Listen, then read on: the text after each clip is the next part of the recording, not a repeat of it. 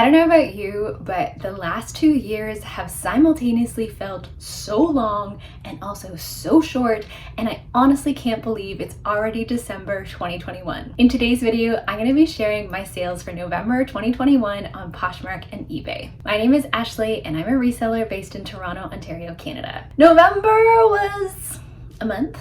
It wasn't awesome. It wasn't terrible. It was somewhere in the middle. Black Friday has become such a big shopping phenomenon, and as a Canadian, I'm still not used to it. For us, our big sale day each year was Boxing Day, which is the day after Christmas, and I would always get so excited because you get money or gift cards on Christmas, and then you would go to the mall on Boxing Day and spend them, and you get great deals, and it would be very exciting. Black Friday happens, at the end of November, and we don't have a holiday the day before because our Thanksgiving is in October. So it just sort of feels like this random sales day in the middle of nowhere for us. Still getting used to it as a Canadian. All that to say, I ran a little bit of a Black Friday sale. I tried some things with discounts on bundles. I sent a bunch of offers. I used the My Shoppers feature with, mixed outcomes. I had a bunch of sales on Poshmark, and I had sales on eBay, and honestly, I'm still in awe anytime I get sales on eBay. It's very exciting. I did try to list way more on eBay this month, and I think that helped, so trying to keep that momentum going with eBay. My ASP in November was $34.31, and my sell-through rate was just under 16%. I listed a total of 81 items on Poshmark, and I don't actually know how many I listed on eBay, but I was trying to get my number up and up, and I'm trying to get my active eBay listings over 100. Let's dive into some of the sales that were over $40 that I want to highlight from November. The first is a NYX padded Evolution bra in a light pink, kind of a floral print in a size 4. NYX bras do pretty well for me on Poshmark, and personally I love their stuff, and this bra actually sold in a day. It sold for $40 on an offer to liker, and I was really happy to get that listed and get it out the door super fast. I also sold this pair of Levi's light wash skinny wedgie jeans. No, I said that in the wrong order. They were the Levi's light blue button fly wedgie skinny jeans in a size 27. I had picked those up and shared them during the thrift haul scavenger hunt I had done with Karina. Those sold for $42 on an offer to liker and took 30 days to sell. Next up was this Eric Javits packable fedora. I had received this in my Quick Lots half pallet, and I had sold another one of the Eric Javits hats pretty quickly. It was a visor. This one was sitting in my closet for quite a while, and towards the beginning of the month, I sent out a bunch of really aggressive offers. I went back and forth with the buyer, and we landed at $60, and this one took 131 days to sell. If you're ever out sourcing and you come across Eric Javits, the hats or the visors, they're definitely a bolo. They retail for quite a bit of money, and the resale value is quite good. Next up was this beautiful Kate Spade scarf. It was from one of my consignment clients, and it sold for $50 just outright. I really loved the colors and the print on this one, and it took 76 days to sell. These were another item from my thrift haul scavenger hunt. They were from the brand Seychelles.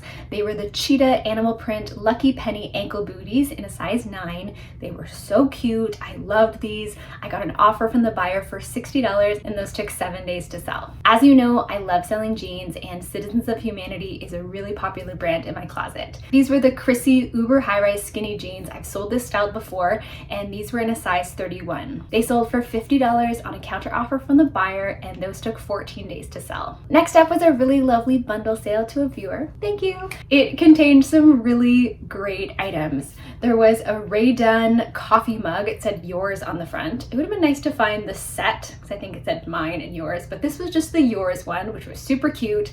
And then there were 2 Torrid items. The first was a light gray rayon smocked flutter sleeve blouse in a size 3X, and there was also a black lace strappy bralette baby doll in a size 3X.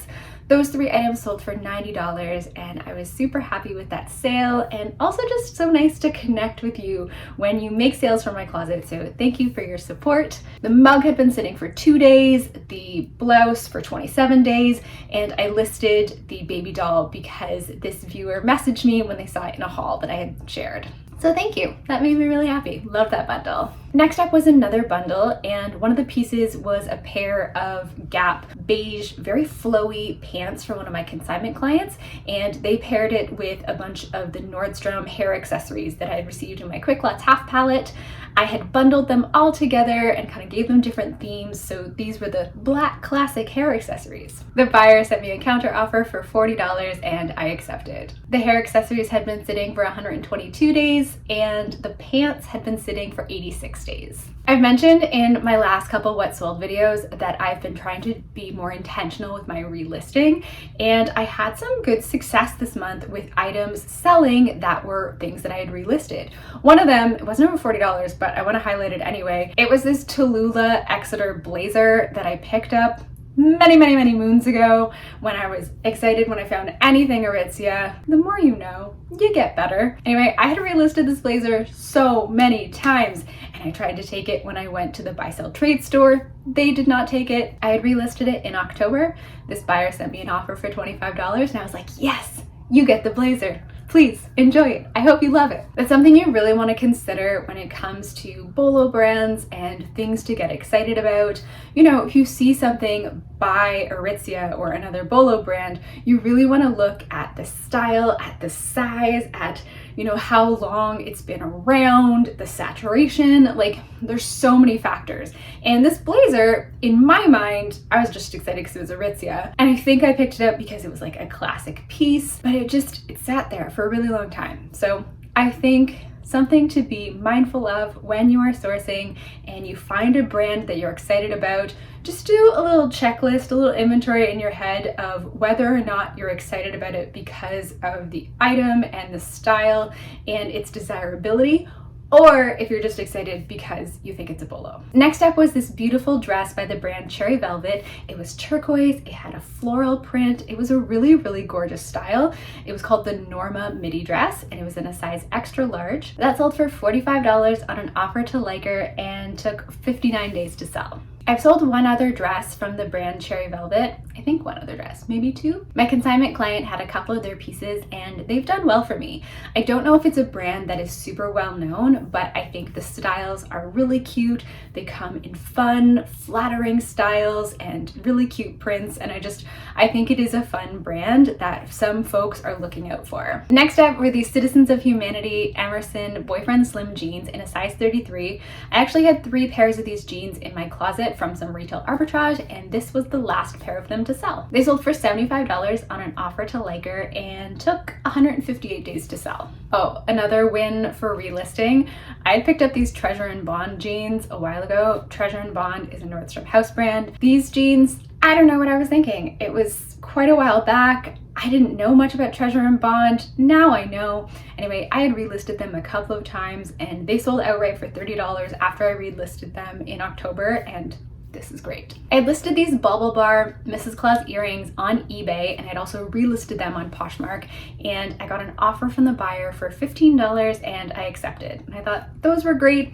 They're seasonal, they're festive, and I was really happy to see those go, and especially on eBay because, as I said, always happy for an eBay sale. I've been talking a little bit more about eBay, and what I hear from a lot of you who are hesitant to try eBay is the shipping. For some items, I estimate what I think the shipping is going to be, and now that I'm doing more eBay, I have a better idea of what I think shipping is going to be approximately for Canada and US. Canada's a little more tricky just because it's based on distance, but US, it's a little bit more predictable based on weight. For some items, I will weigh and measure them and put that into eBay, and then the buyer is paying the exact cost that I'm gonna pay for shipping, but I do charge shipping for all of my items on eBay, and so far that's been going okay. In November, I also sold 2 pairs of Smith ski and snowboard goggles that I had received in my Quick Lots half palette. Do you ski or snowboard? I definitely don't. I've been skiing one time in my life. It's just not my jam. I know lots of people do, and it's definitely the right season for it. The brand for both of them was Smith, and one of them was the women's Vogue style in Violet Igniter with mirror lenses,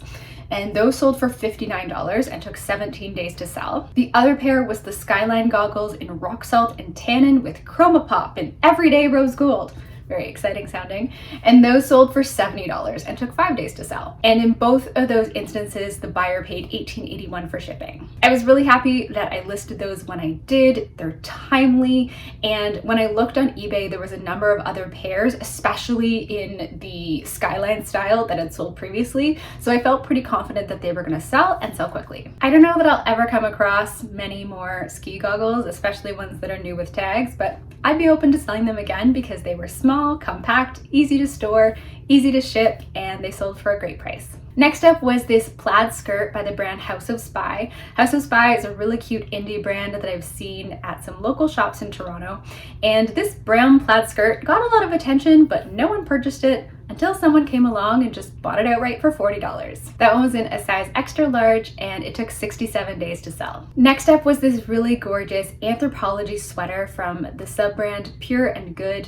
It kind of gave me Barefoot Dreams vibes. It was pink and kind of had like a faux wrap in the front. It sold for $42 in just 1 day on an offer to liker, and I was super happy with that. If you watched the video I shared recently about my update on my Quick Lots half palette, you might have seen that I was talking about some of the smaller items that I was thinking about relisting, and lots of you suggested kind of like stocking stuffers or bundling things together, and that's exactly where my brain was as well. Right around the time I made that video, I took a whole bunch of items down from my closet and then put them into little bundles and relisted them and had some good success. The first one to sell was this foodie bundle that I put together. There was a bunch of items. There was like the Seasons Eating pouch. There was little stir sticks that said Mary on them.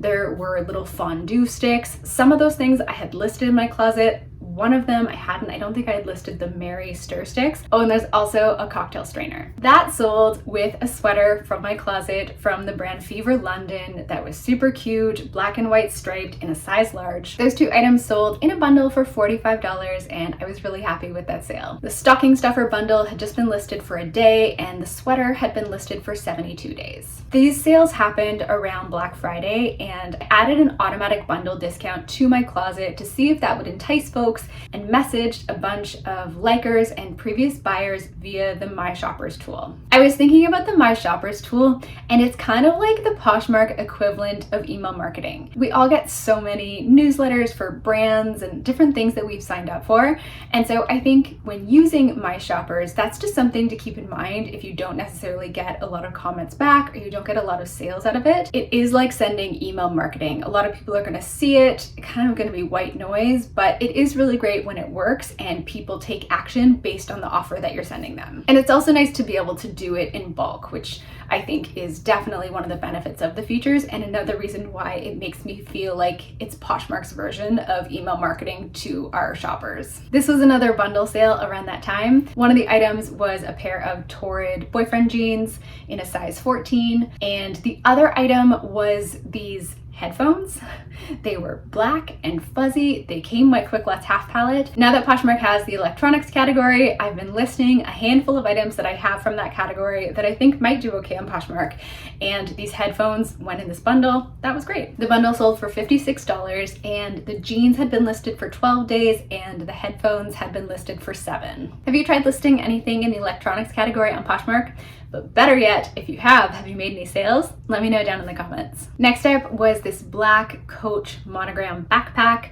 It had been sitting in my closet for 98 days. It had gotten a lot of likes, but no takers. And towards the end of the month, after Black Friday, I sent off some 40% off offers and someone accepted. And I had that tragic thing happen where you go to ship something out and you realize it has a flaw that you didn't disclose.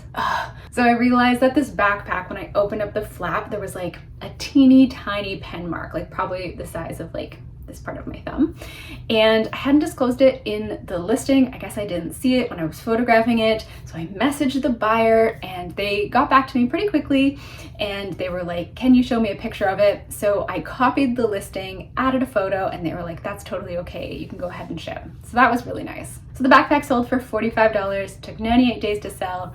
Grateful for that buyer who was okay with it, and they gave me a great review, so that is lovely. One of my old coworkers had reached out to me about helping her sell this Patagonia coat, and I said, of course, I'd love to help. I picked it up from her a while back and listed it. So it was the Patagonia Vosk 3-in-1 parka. Here's some things to know about Patagonia that I recently learned. There's two parkas for women that are kind of similar. There's the Vosk and there's the Tray parka. They're both 3-in-1 parkas, so they have like an inner layer and an outer layer that can be worn together or separately, and there's some small differences. And I think that my friend initially thought that this was the Tray parka, but when I started to investigate and look at some of the details, I realized that it was the Vosk parka. And the way that I was actually able to confirm this was I went on the Patagonia website and went on chat with them, and based on the number in the tag, they can tell you what something is. And so that was really great. It gave me peace of mind and it was super easy. They were really helpful, and I was able to confirm that this was the Vosk 3-in-1 parka and able to list it that way. I had it listed on Poshmark for a while, and then I listed it on eBay. I got an offer from the buyer for $250 plus shipping on eBay, and I accepted that. It took 32 days to sell on eBay, and I was really happy with that sale, and my friend was really happy to get rid of her coat. Another item to sell on eBay was this Kate Spade blue circle skirt. Really cute style. I believe it was new with tags in a size 14. I sent an offer to Watchers for $75 plus shipping, and they accepted. And that had been listed on eBay for 29 days. In my Quick Lots update, I shared that I had a couple of pairs of mismatched UGG gloves, and I just decided to list them on eBay and see what happened. This was a pair of shearling sheepskin gloves. They were a slightly different style, and one was a small, one was a medium. I put them on my hands. There wasn't a ton of difference, but there was a tiny bit of difference just on the detailing on the outside. They were both new with tags with some teeny tiny flaws. I listed them that way, disclosed it in the listing on eBay. I got an offer for $15 plus shipping, and I accepted.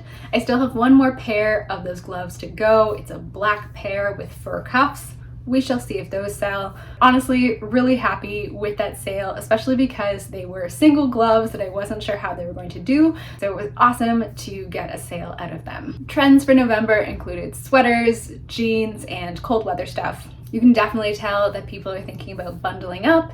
And I also wonder if some of these things, especially like the stocking stuffer bundle and that kind of stuff, were for gifts. While I think secondhand shopping is something that people are doing more and more of, especially over the last couple of years, I still think there's a bit of a stigma around giving secondhand gifts. I don't know, hopefully that will change over time. I think there's so much positive that can come out of it, but it was great to see people shopping for these items and having these items move from my closet. How did November go for you? Let me know down in the comments. I can't believe it's December. I still need to put up our Christmas tree at our house, and I'm really excited to add my little banana split ornament. If you've been following along with my reselling journey, I sold like 10 sparkly banana split ornaments over the summer, but I kept one for myself, and so I'm gonna put it in a special spot on the tree. I'm also doing Vlogmas this month and trying to vlog throughout the month of December, and so if you haven't seen any of those videos, you can check out this one here. If you enjoyed this video, please be sure to give it a like, and if you're not already subscribed, now would be an awesome time to do so. Thank you so much for watching, and I will see you soon.